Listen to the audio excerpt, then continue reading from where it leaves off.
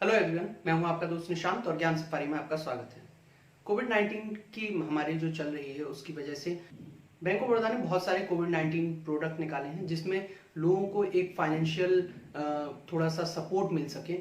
जिसमें हमने last video में बात किया था कि किस तरीके से जो फार्मर्स हैं उन लोगों को एक मदद दी जा रही है। आज हम बात करेंगे और लोगों के पर्सपेक्टिव से, मतलब जो और लोग भी हैं उन्हें किस तरीके से बैंक ऑफ बड़ौदा मदद कर रहा है। आज उसी के एक और प्रोडक्ट के बारे में बात करेंगे जो कि है bank of Baroda personal loan कोविड-19।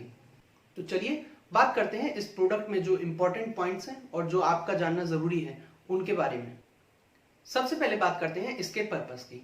देखिए, इस लोन का जो मेन पर्पस है वो सिर्फ ये है कि कोविड-19 पैंडेमिक की वजह से जिन लोगों को फाइनेंशियल क्राइसिस हुई है उन्हें एक फाइनेंशियल सपोर्ट करना। मेन पर्पस इसका सिर्फ यही है, टेम्परेरी तौर पे एक छोटा सा अमाउंट उन्हें प्रोवाइड करना जिससे कि वो अपना जो अभी प्रॉब्लम हुई है उन्हें सॉल्व करके उनसे बाहर आ सकें और अपनी फिर से नॉर्मल लाइफ को एक बार फिर से शुरू कर सकें। अब हम बात करते हैं अपने दूसरे टॉपिक जो कि है एलिजिबिलिटी क्राइटेरिया को लेकर। एलिजिबिलिटी क्राइटेरिया में इन्होंने 3 कैटेगरी में डिवाइड किया है, जिसमें सबसे पहले नंबर पे है होम लोन अकाउंट होल्डर। इसमें इन्होंने क्या किया है कि जो भी पर्सन जिसका यहाँ पर होम लोन है वो इस लोन को ले सकता है, इस पर्सनल लोन को ले सकता है। बस एक कंडीशन ये है कि उसका इस बैंक के साथ कम से कम 6 महीने का रिलेशन होना चाहिए। मतलब जो होम लोन चल रहा है वो 6 महीने पुराना हो चुका हो, तभी वो इस फैसिलिटी को अवेल कर सकता है। अब हम बात करते हैं दूसरी कैटेगरी जिसमें आते हैं हमारे जो प्रॉपर्टी के अगेंस्ट लोन लिए हैं। अगर किसी ने प्रॉपर्टी के अगेंस्ट भी लोन लिया है उसका भी क्राइटेरिया जो कंडीशन है वो भी 6 मंथ की है कि बैंक के साथ उसका जो रिलेशन है वो एटलीस्ट 6 मंथ का होना चाहिए। अब हम बात करते हैं अपनी थर्ड कैटेगरी जो कि है ऑटो लोन को लेकर। इसमें क्या है कि जिन भी लोगों का यहाँ पे कोई बाइक का लोन या फिर कार का लोन, उन लोगों का इस बैंक के साथ रिलेशन एटलीस्ट 12 मंथ का होना चाहिए, तभी वो इस पर्सनल लोन कोविड-19 का जो ये लोन है उसको अवेल कर सकते हैं, इस फैसिलिटी को अवेल कर सकते हैं।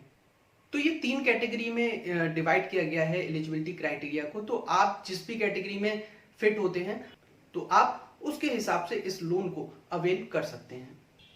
अब हम बात करते हैं लोन के लिमिट की, मतलब कितना अमाउंट लोन के तौर पर हमें मिल सकता है।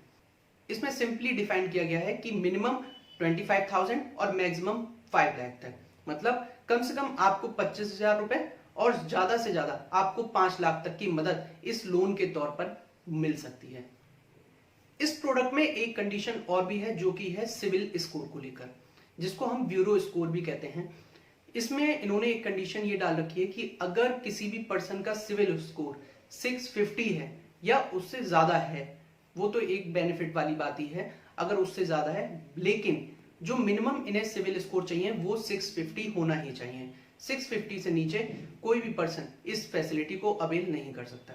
इसलिए अगर आपका सिविल स्कोर 650 या उससे अबव का है तो आप इस फैसिलिटी को अवेल कर सकते हैं। अब हम बात करते हैं इंटरेस्ट रेट और चार्जेस की। इंटरेस्ट रेट जो इसमें डिफाइन किया गया है वो बेसिकली आपके सिविल स्कोर पर डिपेंड करेगा। अगर आपका सिविल स्कोर 650 है तो वो अलग रेट ऑफ इंटरेस्ट काउंट होगा, और अगर 650 से अबव है, अच्छा है सिविल स्कोर, तो उस वजह से आपका जो रेट ऑफ इंटरेस्ट है वो वेरी करता रहेगा। तो इसलिए बेसिकली जो आपका रेट ऑफ इंटरेस्ट है वो आपके सिविल स्कोर पर ज्यादा डिपेंड करेगा। अगर चार्जेस की बात की जाए तो इस पे जो प्रोसेसिंग चार्ज या हम फाइल चार्ज कह सकते हैं वो है 500 प्लस जीएसटी। तो ये थी सारी जानकारी या की फीचर्स जो कि आपको जानने जरूरी हैं इस लोन को लेने से पहले।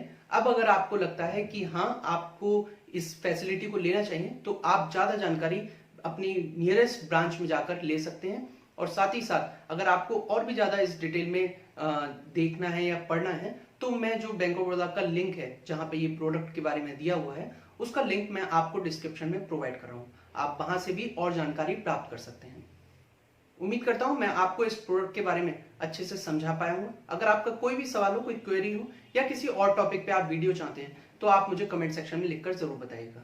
अगर आपको ये वीडियो पसंद आया हो तो इस वीडियो को लाइक करें, लोगों के साथ शेयर करें जिससे कि वो इस फैसिलिटी को अवेल कर सकें और जो फाइनेंशियल थोड़ी सी कंडीशन खराब हुई है वो उससे उभर सकें और अपने डेली रूटीन में, जो पुराना रूटीन था, उसमें फिर से वापस आ सकें। अगर अभी तक आपने हमारे चैनल को सब्सक्राइब ना किया हो तो चैनल को जरूर सब्सक्राइब करें और बेल आइकन को जरूर प्रेस करिएगा जिससे कि हमारी कोई भी नई वीडियो आपको तुरंत नोटिफाई हो सके। Thank you so much.